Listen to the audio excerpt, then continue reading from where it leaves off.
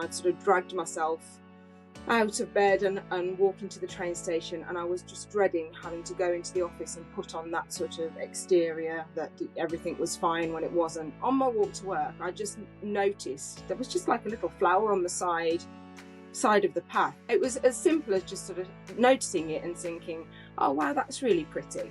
And then all of a sudden I thought, hang on a minute, that sort of almost broke the negative thought patterns. And I was like, I just had a positive thought, and actually seeing that flower has made me feel a little bit happier. Even though it's only for a split second, it still made me feel happier.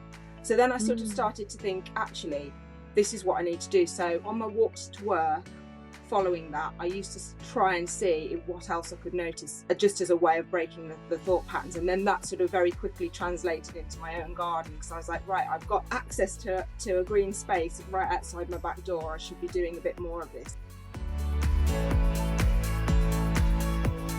People don't often think about the amount of movement that they do when they're out in their gardens all day. There's so much benefit physically from gardening, but I would agree there's almost more benefit mentally. This week is Mental Health Awareness Week, and this year's theme is movement, moving more for our mental health. Lucy at mindful.gardener on Instagram got in touch and asked if we could collaborate, so I jumped at the chance. We both agree that gardening is one of the best forms of movement for our mental health, and Lucy is so passionate about this that she's created this community on Instagram to inspire and encourage others to pick up their trowels. I thoroughly enjoyed the conversation, as you'll hear, that ranged from the importance of touching the soil, ideas for starting gardening when you don't have one, to the benefits of joining a community garden project to share your passion in gardening or to get started for the first time. I started our conversation by asking about the physical benefits. To be honest, gardening is just brilliant for physically. I think it burns calories for one thing, which is awesome. Apparently,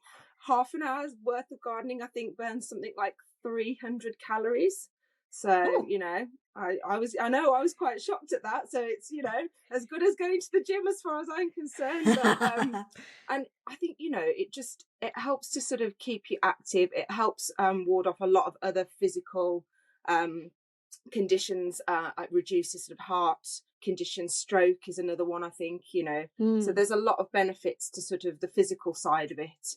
And obviously that's sort of, I always think it's quite intrinsically linked with the mental side of it. So if you're physically feeling fit, you know, you sort of mentally, that's sort of not getting you know, there's nothing worse than feeling physically unwell. It really sort of lowers your mood as well. So I think it sort of all ties in with that. But and it's a nice sort of starter, you know, it's a more gentle way. You're not kind of blasting your body with something very suddenly. It's more gentle, it's lower impact, and it's at the pace that you want to take it, isn't it? So actually your gardening could be very more gentle if you want it to be, where it's sort of more nourishing versus, you know, a lot of heavy lifting involved. A lot of, you know, digging. There's just like a range of movements, isn't there? So you've obviously got the more physical side of it, the digging, the lifting, and then you've got sort of down to sort of things like your seed sowing, your deadheading. So, you know, things that sort of aren't quite as taxing. And I think, you know, the great thing about it is that people can just sort of do as much or as little as they want. If they want to do the more physical side of it, they can. If they don't, if they just want to potter around. So I think certainly as you get older, I think it's a great way of sort of keeping mobile, but without sort of really sort of putting like heavy impact on your body. I think often if I am contacted by gardeners or my gardening people in my family, we talk about the sort of the physical poses that you create when you're gardening, because some of them can be quite challenging if you're not used to doing that anyway. So the advice that I always give people who are and want to keep gardening is about how you should replicate your sort of outdoor poses that you want to do that are more of a struggle when you're inside, in fact. So the whole getting down to the ground, you know, I talk about this a lot, getting down to the ground and back up can become a challenge if you don't do it nice and regularly through your day. But gardening is the perfect way to add that in. But I always find that if I'm weeding or something and it's repetitive and I'm not moving too much in one area, I have to make sure that I mix up the way that I get low, and the sort of shapes that I create with my body to do that, to make sure that I don't kind of get into that stuck pattern. So just on the physical side, I always think that's worth saying. It's always about mixing up your movements rather than, again, getting sort of stuck. Definitely, because I think it's quite easy. There's a lot of jobs, like you said, with the weeding. The weeding is definitely one that you can get stuck there for quite, if you've got a lot of weeds, especially. But so I think, and it's just reminding people to sort of get up. I'm guilty of it. I not moving as much, sort of working on one patch, and then you just sort of you get up and it does nothing for your back. Yeah, exactly. So it's being really mindful of the fact that you can hopefully kneel using a kneeling pad. You can try to squat. You can have your often people wouldn't think about putting their heels up on something when they're trying to squat, when they're weeding, because if they can't do it on dry land, as it were, on the soil, you're going to have that movement, and you don't want to. Someone messaged me about toppling over in their border the other day, which was very funny. You don't want to be doing that, particularly in the front garden, as she said. No, definitely not. But there's lots of different ways of adding it in. So Lucy, we are here because you got in touch with me to say, I would love us to do a collaboration, because coming up in May, which is in fact this week, is Mental Health Awareness Week. And I was really excited and got back to you straight away because, as you prompted me, the theme this year is moving more for our mental health. And I just think this is such a key topic. Now, we've just talked about all the ways that you can add in movement by gardening, and at a lovely, accessible way. But I'd like to talk a bit more about the mental health side of things. Now, gardening is a hobby of mine, but it's been very important to members of my family for mental health reasons to gain all the benefits that you can from gardening. And we're going to talk about that. But tell me, how long have you been gardening? I have been gardening, proper gardening, I'd say. I say sort of seriously gardening. Probably started when I moved into my first house. So I'd say about 25, 26 was when I sort of started. I did little bits when I lived with my mum. My mum's a very keen gardener, so when I lived with my mum and dad, little bits, but not on a regular basis. Right. Okay. And then what started to shift you to think that this is something that you could do in your life? A bit more of, I should think, say. I think, to be honest with you, I just realised I suffer with my mental health, depression, anxiety, low self-esteem. I've got a list as long as your arm, and I've suffered with that on and off since my late teens, really. So to be honest with you, it wasn't actually the connection I sort of made, first of all, wasn't necessarily with the garden. It was more with nature and being outdoors, I'd say. I was suffering, I went through a particularly bad bout of depression when I was in my sort of late 20s. And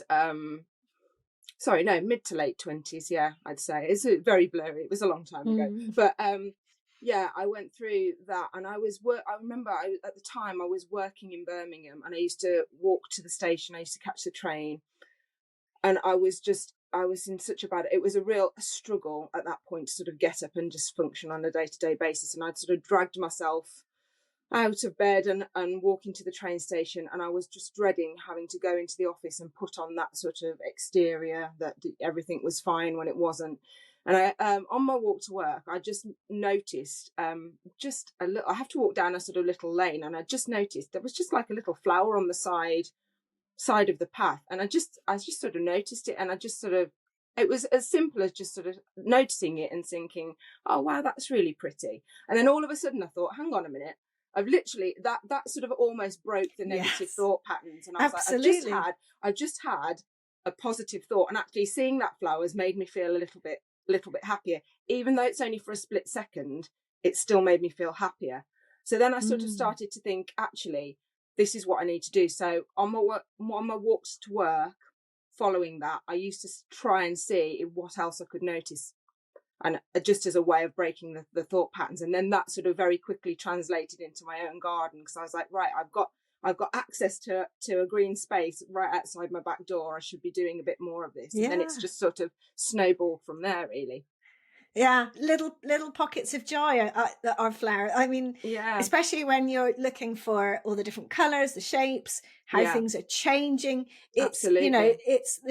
There's a wealth of it out there. But like you said, you tuned into that. Yeah. You noticed that, probably because it was such a, as you described, sort of sea of darkness, that having that one little moment of joy felt so unusual in a way that it surprised you, which that's fantastic. But I suppose you can force that, though, can't you, if you see what I mean? So to search definitely for joy and to think, I think I quite like flowers, to actually sort of hone in on it would be quite useful, wouldn't it? To be able to try and sort of flex that muscle in a way. And as I say, even though it's only for a split second, and I went back to feeling quite rubbish afterwards, it was a relief, because you're sort of getting out of your own mindset, you're out of your own brain. And sometimes you can feel like, when you suffer with depression, or certainly this is how I feel, like sometimes you can get very trapped inside your own head, and it almost becomes,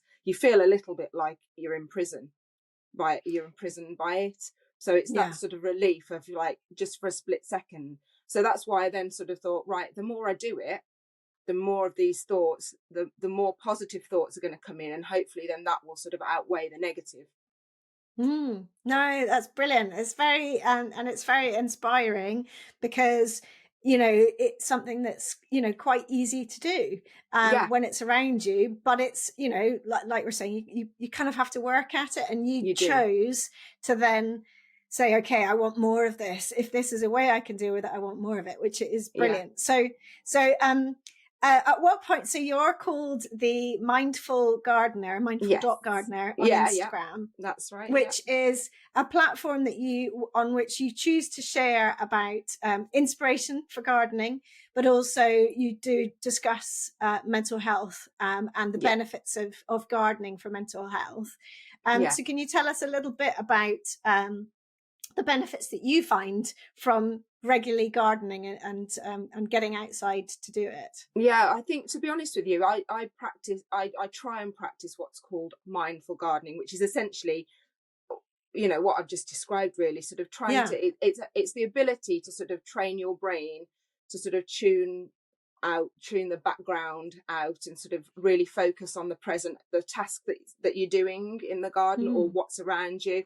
And I think being in a garden is a very sort of sensory experience anyway. There's a lots of sights, sounds and smells in a garden, so it is good from a mental health perspective. But I think sort of regularly gardening, there's a lot of sort of gardening jobs as well that are very sort of repetitive. So things like your weeding, your pruning, your deadheading, even sowing seed, which really help to sort of reduce, if you are an anxious person or you're suffering with anxiety, really helps to sort of slow the brain down, and you're almost like switching off autopilot, really. That's how I feel when I garden. It's sort of you're making me think of meditative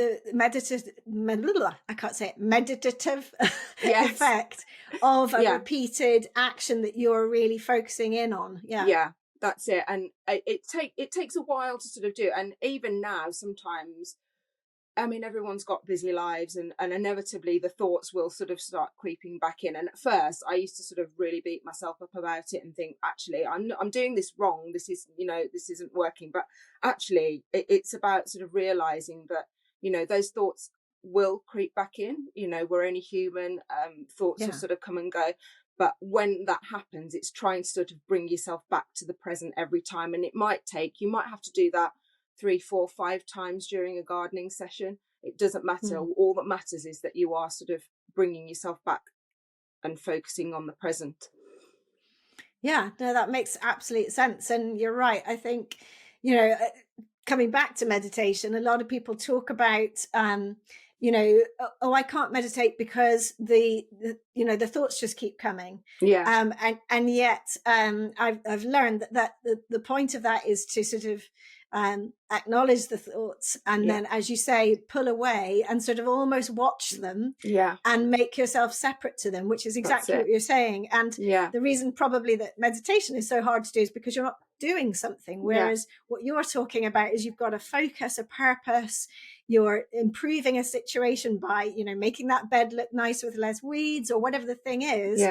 But at the same time acknowledging I am going to keep having thoughts, as you say, because you're human, but that it's going to keep happening. So it's being able to deal with the thoughts and know that the thoughts are not you, they're thoughts. Absolutely. And I think it's like anything, it's a practice at the end of the day. Mindful gardening is a practice, meditation is a practice, and practice by the definition is something that you keep doing to try and improve things. So, you know, that you shouldn't sort of worry if you're not doing it right, because there is no sort of right or wrong. You just have to sort of keep going, keep bringing your mind back, and that's sort of what I've learned along the way, really, is to sort of not chastise yourself if you have the thoughts, because, you know, as long as you sort of keep going and keep bringing yourself back, and actually the more that you do that you get better at doing it because you are practicing it. So you do tend to have then generally less thoughts during that session. But yeah, it doesn't matter if you have, you know, like I say, if you have to do that 4 or 5 times, it, you know. And I'm sure that then has a beneficial effect the rest of the time. So when you're not gardening, because as you say, you're kind of practicing that and becoming aware that, you know, being able to be mindful of the thing you're doing right now is going to help you to distract from it. So it's great advice. It makes a lot of sense to me. And obviously with gardening, one of the, I mean, you can garden indoors in terms of plants and so on, which, you know, is really beneficial. But also the getting outdoors and that effect of being in nature. Definitely. And, you know, touching the soil and so on. What are those, how do those things benefit you? Well, to be honest with you, soil actually is an antidepressant, which is quite a good little fact that people may not know. There's microbacterium within the soil that actually is known to sort of have, I think it sort of has a similar effect on mood as Prozac, the drug Prozac, apparently. Wow. So so it's a natural. So getting your hands dirty. So getting your hands dirty is good for you. There, you heard it here first. Yes. So so that it's always good to see. I mean, I do a mixture. Sometimes I garden with gloves, sometimes I don't. More so now, unfortunately, I do, just because I've got a skin condition on my hands. So if it's not too bad, then I always will try and get my fingers in. And there are some jobs that actually gloves can sort of get in the way a little bit, especially if you're sort of dealing with seeds, like very, very small seeds, very fine seeds. So they can become a bit sort of cumbersome then. But so I always do try and get my hands dirty when I can.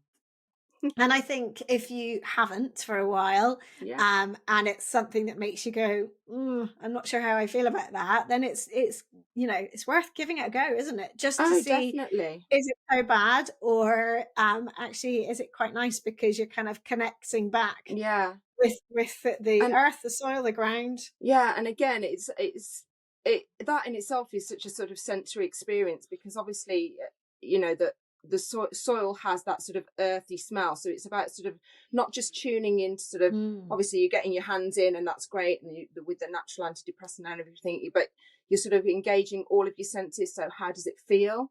How does it smell? You know, how does it look? Not how does it taste? No, not how does it taste. I wouldn't recommend that one, no. No, but certainly engaging the other senses. Definitely. Although it does remind me of making mud pies when I was younger. I used to love making mud pies, which, you know, in theory were, you know, to eat, but obviously you didn't. No.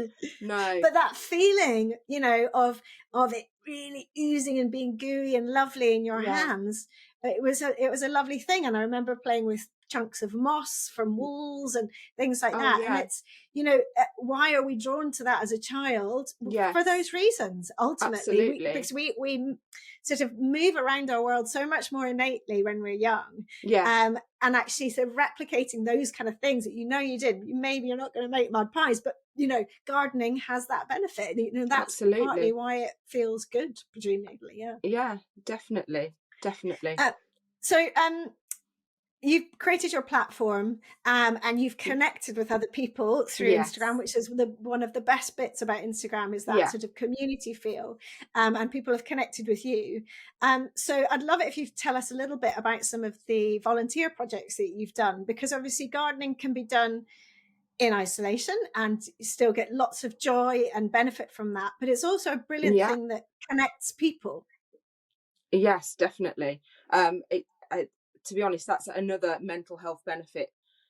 It's a great activity for connecting people who maybe feel isolated or who are suffering from loneliness. I mean, that can be absolutely sort of devastating if you are in that sort of situation.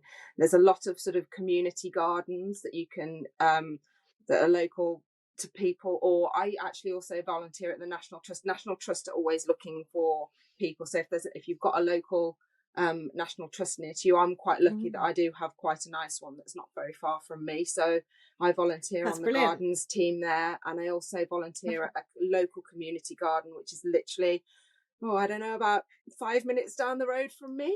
So, amazing. And so tell us a little bit about a couple of them, because also, so how does a community garden work, and so what do you all put into it? So the community garden obviously is very different, and the National Trust is obviously because you're sort of volunteering for a big organisation, that's a lot more sort of structured, and they give you the opportunity there. Actually, if you learn quite a broad range of skills, because you're sort of learning under a head gardener or a team of gardeners, and they give you the opportunity there to if you want to sort of learn about how to operate certain garden machinery, they'll do the training on that. But what I love about volunteering for them is you never know what you'll sort of sign up for a session, but you never know what you're going to be doing. Some days you can be weeding like a formal border, other days you're in like the arboretum and you're chopping something down, other days you're dredging the river that runs through the estate for weeds. So there's such a broad range of things that they do, and you probably learn a lot. You do. You learn an awful lot. I'm lucky enough. There's a team of, I'd say, there's a head gardener there where I volunteer at Shugborough Estate. So there's a head gardener there, and there's I'd say about 3 others that I'd sort of say are the deputies, but they've all got between them just an absolute wealth of knowledge. Certainly the one chap there, he's been on the estate for years, and he knows the estate inside out. He knows all the plants on the estate. So it's amazing. The community garden, much a smaller affair, but just is equally as satisfying, to be honest, because we turned a disused space outside. It's an old it's a shop, it's an eco shop, so it's sort of sold lots of sort of eco cleaning products and cosmetics and that sort of thing, and they just had like some disused space outside. So it started a few years ago, and they just stuck a couple of raised beds outside the back door, and then there was a local lady that came and made a living willow arch, and it's just sort of taken off from there, really. And we've built it up to, we've got a sort of regular team of volunteers. We've just done a project down there where we've turned the area by the willow arch, which was just a bit of scrubland, into a wildflower meadow. So we've just sown that back in March. So hopefully that's going to look amazing. We've repurposed all the turf from there and built a turf seat at the end, so that people will be able to sit by the wildflower meadow.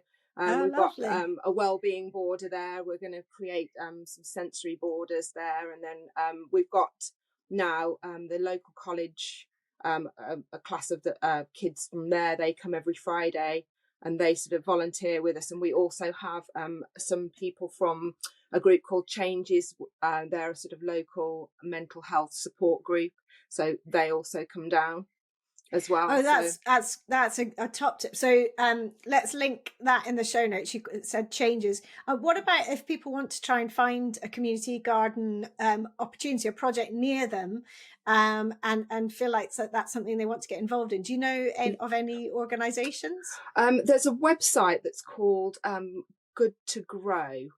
They've got a map. If you sort of go onto their website, they've got a map, and they sort of have all the community garden projects on there that you can go and have a look. But it's also, I always think it's also worth looking in your sort of local newspapers or online local news, because usually these sorts of places are advertised as well. Yeah, I suppose local Facebook group, that is probably that kind of place that it would be. Yeah, absolutely.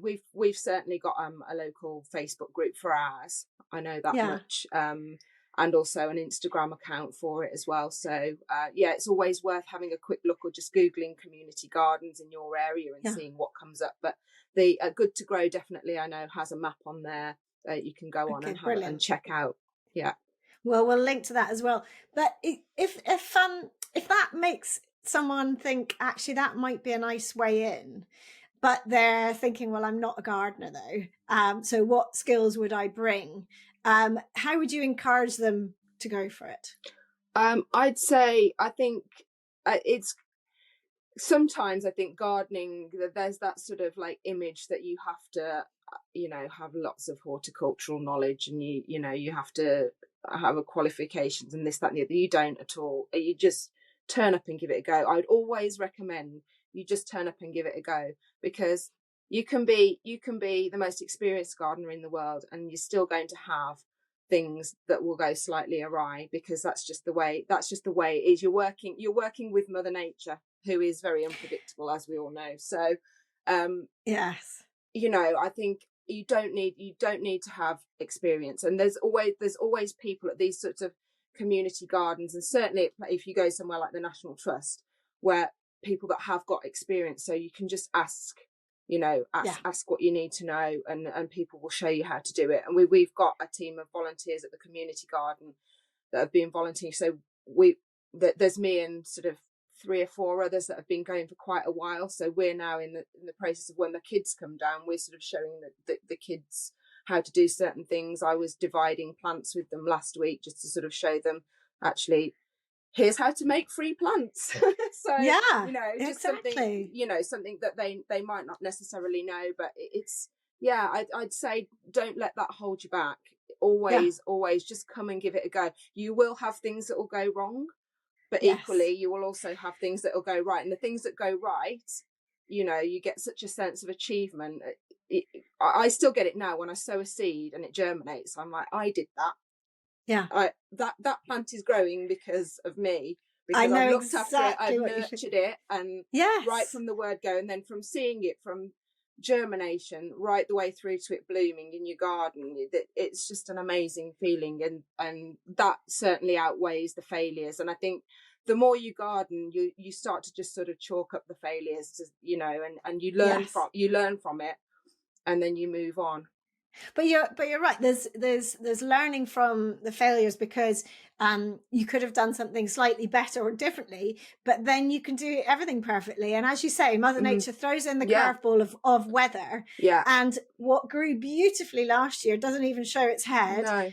No. And but perhaps that's also a really key part in terms of your mental health, that you accept that things are not always going to go the way that you planned. You accept that things are going to change always, and therefore knowing that change is always going to happen is maybe quite beneficial just for life. But I also love the start to finish. I've grown a few things from seed, and my mum's really encouraged me, and she's even given me little teeny plants to pretend I nearly have. And I have absolutely loved that. And bulbs for me, I love the fact that you sow, you plant at one point, and then this, a few months later, this joy just comes out. I'm still loving my tulips. They're still strong, and every time I see them, I get the feeling that you mentioned before on your walk to work, the little bit of joy, but also knowing, as you say, I did that. And you know, I've only been gardening for a few years, and I'm tinkering at it, and I'm trying to do more. But I already have that feeling, even though I'm pretty not good. I'm okay at it. I don't want to say that I'm bad, because I just think it's pointless saying that.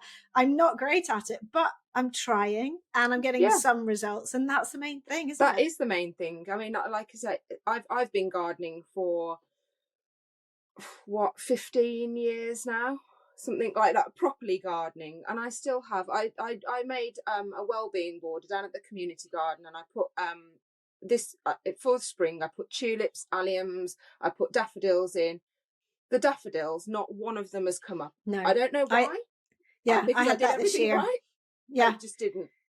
And you know, it's just one of those things. But I thought, okay, that's a little bit disappointing. They would have looked nice, but the tulips still look really lovely. So, you know, there's just sometimes there's no rhyme or reason. Sometimes it can be something that you've done, and I do still make plenty of mistakes on things like leaving my seedlings out, forgetting to shut my greenhouse and things like that, and you know, so for me it's forgetting to water. Yes, well, that's the other thing, you forget to water until it looks a bit droopy. I did it yesterday. My seedlings, I sort of put them out, hardened them off, and then because it was quite nice weather, they were bone dry, and I was like, "Oh my, quick! I'm going to water them." Come back to life. You do, because again, it's one of those. You've got busy lives, and sometimes these things sort of. But you know, quite often they will bounce back if they've not gone to the point of no return. And I always try and sort of rescue them anyway. And I just think, you know, we'll try and bring it back. If not, you know, then we move on. But quite often you can bring things back. So it's about progress, not perfection. Absolutely. That's the mantra that I hold on to from many things in my life. Absolutely. And definitely applies to gardening. Very much believe. I don't really think that there's such a thing as perfection in gardening, because there can't.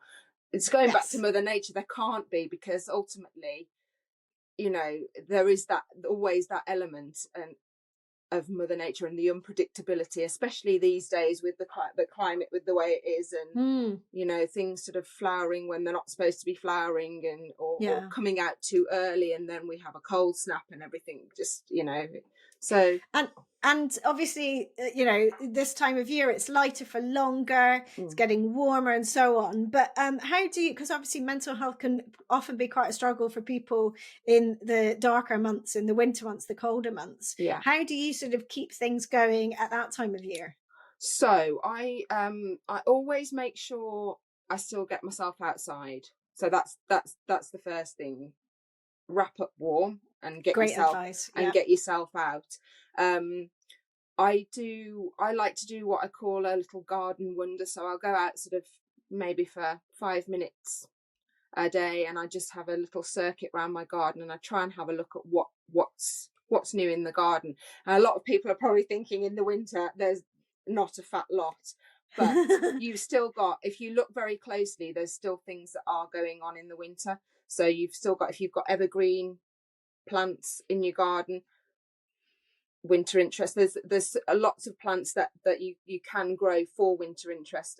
Dogwood's cornice are brilliant for that. They have beautiful, like, bright red, or you can get orange ones. The stems are sort of really bright. Oh yes, so I know always what you mean. Sort of so sort of looking for those sorts of things. I always think as well, trees for me are a big thing. I think I love trees.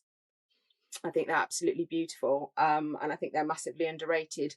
I think a lot of people sort of choose flowers maybe over trees, but I love trees. And I think sometimes you see trees in the summer, and they look beautiful, but you can really appreciate the form in the winter because there's no leaves. So you can really appreciate how the bark looks, how the branches looks, what the shape is like.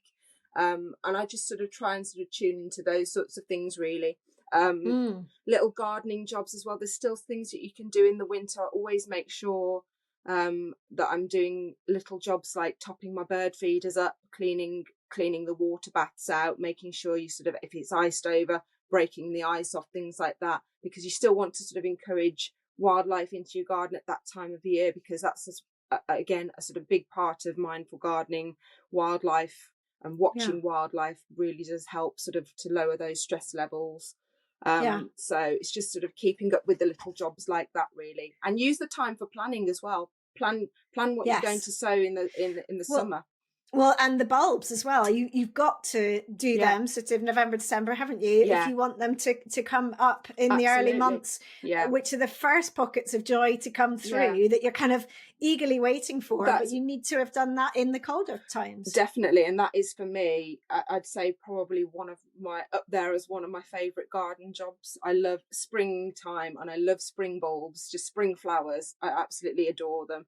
So I love doing my spring bulbs. It's just that colour, isn't it, coming through? The different shapes, different heights.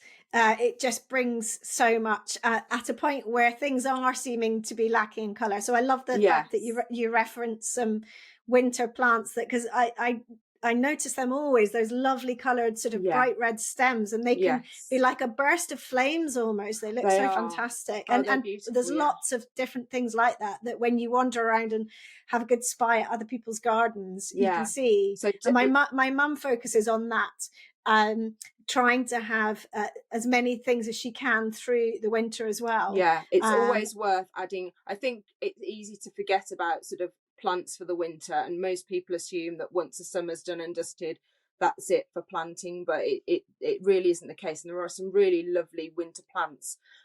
Witch hazel's another one of my favourites. It flowers in the winter months. It's sort of very sort of spidery yellow flowers, but they're very fragrant as well, and you can get varieties that have got orange flowers as well and sort of reddish flowers, but they're beautiful as well. So it's definitely worth thinking about planning ahead. No, I would definitely agree, and I think I definitely need more of that in my garden for sure. So also have you got any tips for people who are don't have a garden and who would like to try gardening? Perhaps they're in an inner city or whatever. Obviously we've talked about community projects they could join, but what if they just want to have a go themselves because they're not quite ready for the community project side of things? I think I always say you don't need to have a garden to enjoy gardening. As long as you've got a windowsill or access to a window for a bit of light, you can grow an enormous amount of things indoors. Indoor plants, a lot of people just grow indoor house plants, but you can also grow lots of edibles, lots of herbs. So again, you're getting access to that sort of really sort of fragrant sensory side of things. So they're brilliant for windowsills. Microgreens also really good, and you can even get varieties, I think, like windowsill varieties of like tomatoes and things like that now, sort of really sort of dwarf varieties. So there's an awful lot of things that will sort of grow indoors. So I just say give it a go. And you get lots of lovely food as well if you're growing edibles.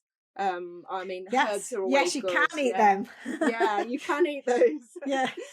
So definitely I try. I grow I have like quite a few house plants inside as well, so it's always good to sort of have those. And again, in the winter, because your time spent outdoors is a lot less, you've got the green inside, so it's sort of bringing a little bit of the outside in as well, which is always really good for your mental health.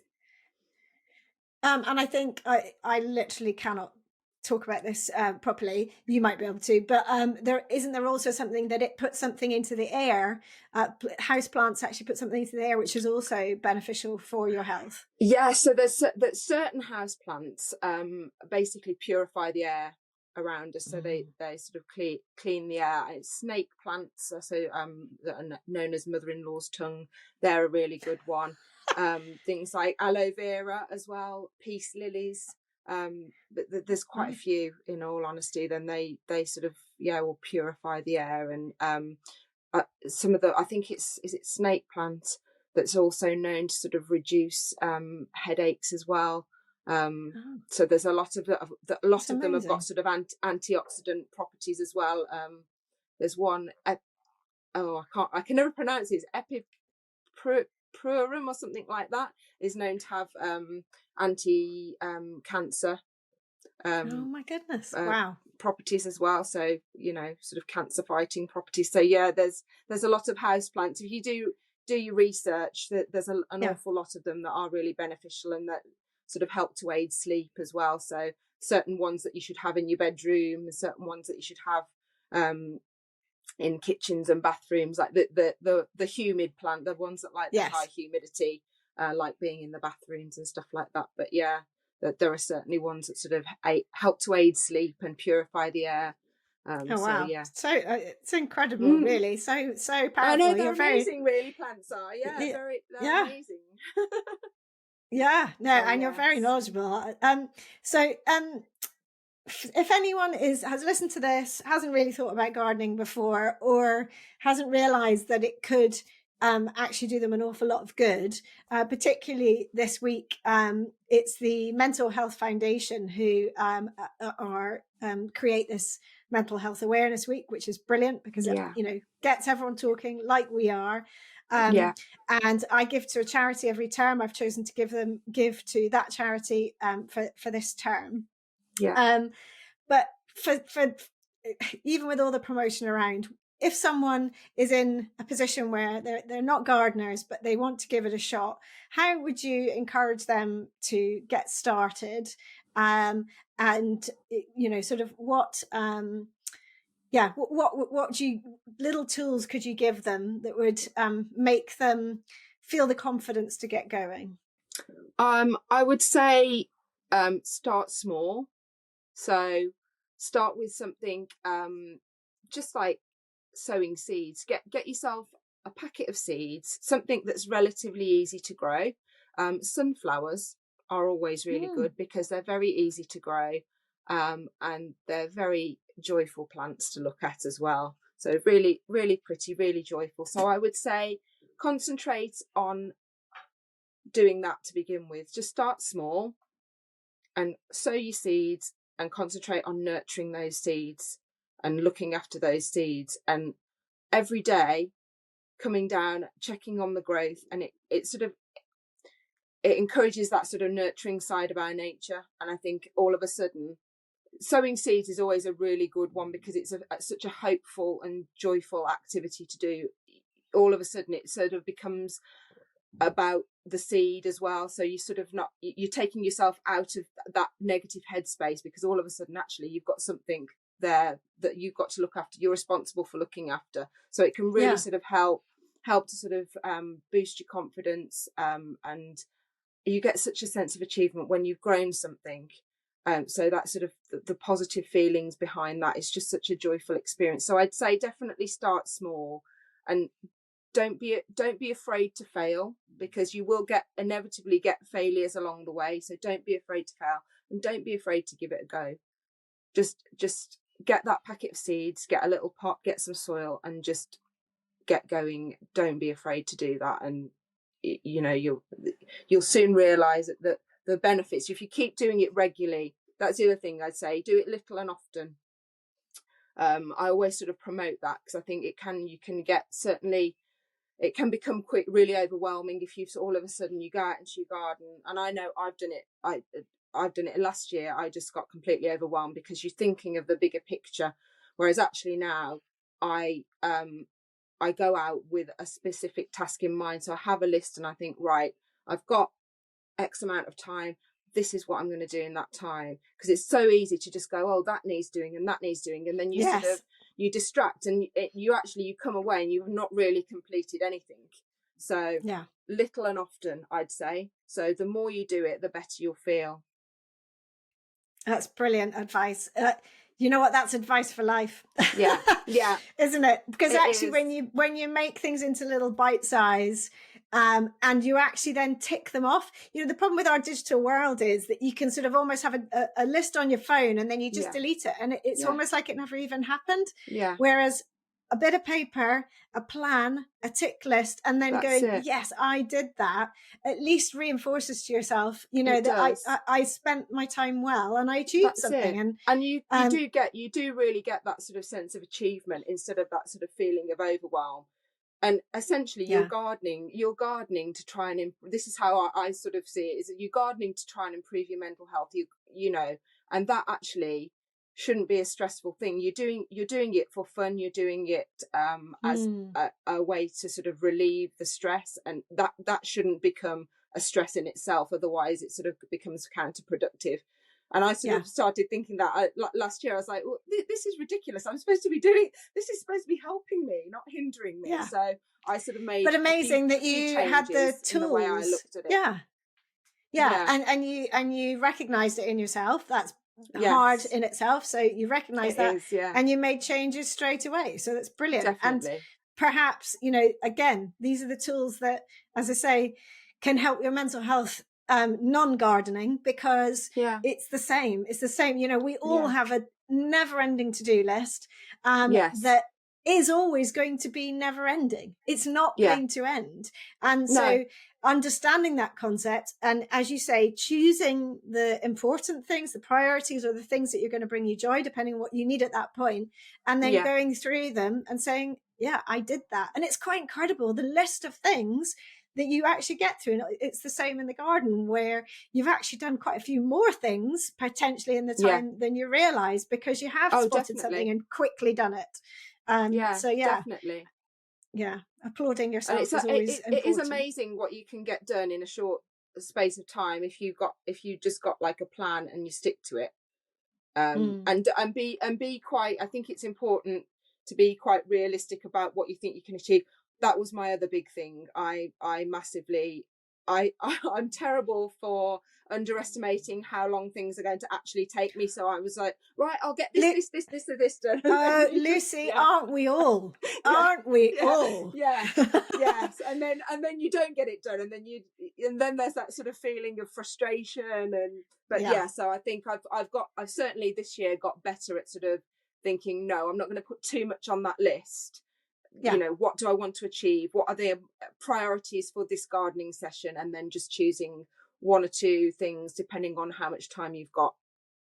Yeah, that's brilliant. It's absolutely spot on, and I feel very inspired. And not just about my gardening, about everything, about the way that we see life and our tasks and so on. It's it is true. It's very representative. So thank you so much for coming and chatting to me today, for reaching out in the first place. Love meeting you people. You've got a brilliant story to share, and you're inspiring loads and loads of people, and this conversation I hope will encourage even more to give it a go, or to see the way that gardening is in their life, to really appreciate what it's doing for them, so they can really hone in on that.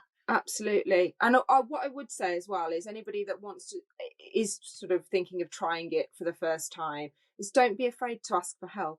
If there's something you're not sure about, just reach out to somebody. My DMs are always open if anybody's got any gardening questions and they want to know how to do certain things. So there's no such thing as a silly question in gardening. I'm still asking questions 15 years on, because things do change. So certainly always, don't be afraid to ask for help on how to do something. And being curious means you keep learning, and you progress, and you can then see your own progression, and like you say, you've sort of increased in your knowledge in the National Trust sphere, because now you're also teaching others, and that's hugely beneficial as well. To actually be able to demonstrate your knowledge is great for your self-confidence, because you realize that you've got something to share and to give. Definitely. And I'm still learning myself as well. You learn new things all the time in gardening, so you never stop learning. Lifelong learner, that's the aim, isn't it? That's exactly. It. All right, thank you so much for your time. Oh, thank you for having me. Pleasure.